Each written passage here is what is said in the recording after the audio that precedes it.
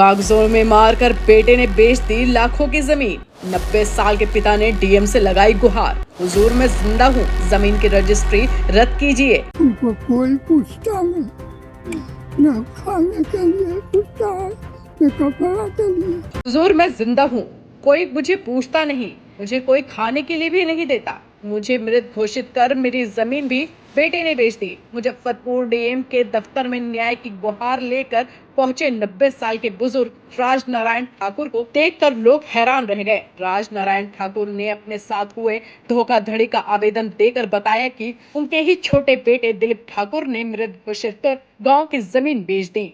कांडी थाना क्षेत्र के वीरपुर गांव निवासी 90 वर्षीय राजनारायण ठाकुर ने सोमवार को डीएम कार्यालय पहुंचकर पूरे मामले की शिकायत दर्ज कराई। बुजुर्ग नारायण ठाकुर ने आरोप लगाया कि उनके छोटे बेटे दिलीप ठाकुर ने महमदपुर गांव की करीब 10 डिसमिल जमीन को 29 जुलाई को मोतीपुर रजिस्ट्री कार्यालय में सुमन सौरभ नाम व्यक्ति के नाम रजिस्ट्री कर दी है। इस रजिस्ट्री में उन्हें मृत घोषित कर दिया गया। जमीन की कीमत लाखों की बताई जा रही। जब बुजुर्ग राज नारायण को इस फर्जीवाड़े की जानकारी मिली तो उन्होंने रजिस्ट्री से संबंधित दस्तावेज निकाले। कागजात देखने के बाद वे हैरान रह गए। उन्होंने कहा कि वे पूरी तरह जीवित है और ना तो उन्होंने कोई हस्ताक्षर किया है और ना ही सौदे के लिए कोई सहमति दी। ये विश्वासघात और धोखाधड़ी का मामला है। आज राज नारायण ठाकुर ने डीएम से न्याय की मांग करते हुए जमीन की रजिस्ट्री रद्द करने और बेटे के खिलाफ कड़ी कार्रवाई करने की मांग की है। उन्होंने स्थानीय थाना और जिला प्रशासन को भी इसकी लिखित शिकायत दी है। क्या दिक्कत हुआ है? दिक्कत है हजूर, उनको कोई पूछता नहीं, न खाने के लिए पूछता है न कपड़ा के लिए। एगो ये पोता दो आदमी हमला के देखता है तो वो रहता है अपन फौजी में। आई यहाँ से बेटा सा चुप्पे आता और जमीन बेच बेच के घर से किया था। कौन बेटा जमीन बेच के घसक लेता है? और दिलीप कितने नंबर बेटा है? ये जमीन तो बेच दिया ये करीब कितना नंबर? पंचवा नंबर। क्या गो बेटा है? 5 5 गो। कितना नंबर बेटा जमीन बेच लेता है?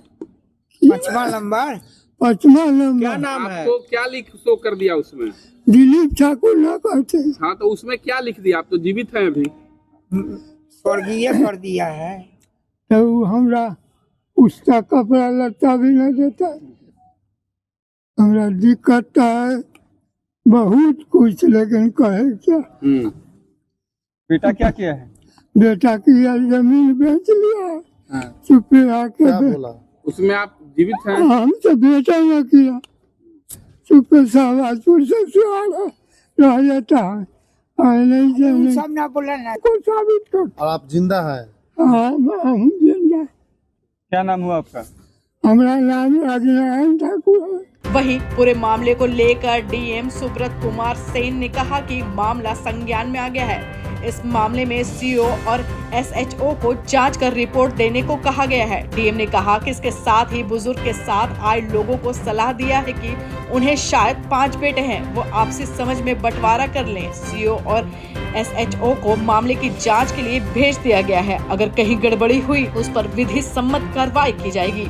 आवेदन उन्होंने दिया है। ये उन्होंने बताया कि उनके बेटे के द्वारा जमीन जो है वो बेच दी जा रही है और उनके दूसरे बेटे और पोते यहाँ आकर के जो वृद्ध व्यक्ति हमको लेकर के आए थे, तो इसमें मैंने सीओ और एसएचओ को बोला है कि जांच करके रिपोर्ट देने के लिए, और मैंने सुझाव भी दिया है कि सभी भाइयों के बीच, मतलब उनके जितने भी बेटे हैं, संभवतः 5 बेटे हैं परिवार में जो आवेदन में लिखा हुआ था, सभी लोग बंटवारा भी कर लें आपसी सहमति से। बहुत आसान है, 100 रुपए के स्टैम्प पेपर पर उसका शुल्क ही है 100 रुपए, आसानी से किया जा सकता है। अगर आप स्वयं अगर एग्री नहीं होते हैं सभी पक्षकार, तो कोर्ट में फिर पार्टीशन सूट का मामला बनता है। उसमें पार्टीशन सूट में भी जो है बंटवारा की जो डिग्री होगी उसको हम लोग कंप्लायंस कराएंगे। लेकिन लोकल स्तर पर हम लोग पहले प्रयास करेंगे कि सीओ और एसएचओ जो है सभी पक्षकारों से बात करके एक समाधान निकालने का प्रयास करें। तो ये हम लोगों ने उनको बता दिया है। और जो लीगल पोजीशन है कि अगर कोई केवाला हो गया, डीड एग्जीक्यूट हो गया है, तो फिर उसमें सिविल कोर्ट से जो है वाद दायर करके उसमें रिलीफ लेना होता है, उसको रद्द कराना होता है। तो ये भी मैंने उनको बता दिया है और स्थानीय स्तर पर सीओ SHO को उन्होंने जांच के लिए आवेदन पत्र को भेज दिया है। फिलहाल इस रिपोर्ट में इतना ही। Bureau report TV7 Bharat.